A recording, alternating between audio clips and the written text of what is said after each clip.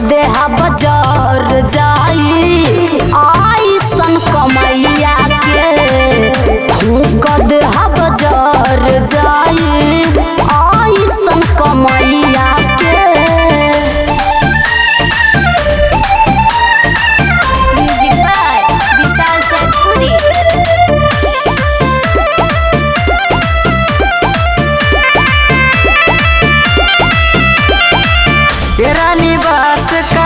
विश्वास करा पैसा मेहनत से कमाईनी ऐसा कुछ न कैनी।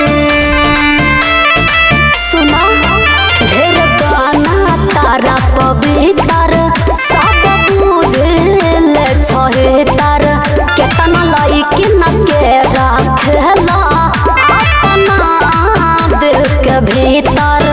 कमर धक न चले हो खबा कमनो सवतिया के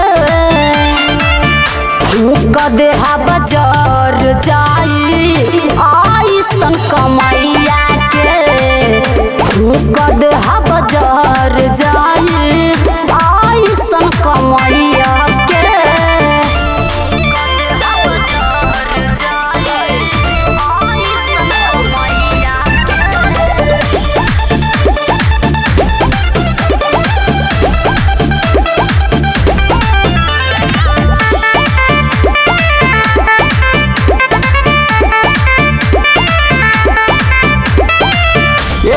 बात मना अब खाला खाना सब चिंता फिक्र छोड़ा ऐसे ना मुँह मोड़ा।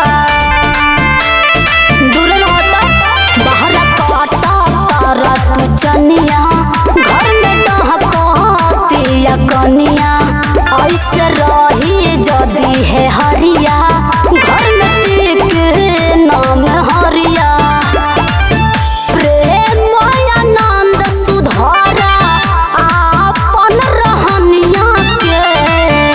फूक देहा बजार जाई आइसन कमैया के फूक देहा बजार जाई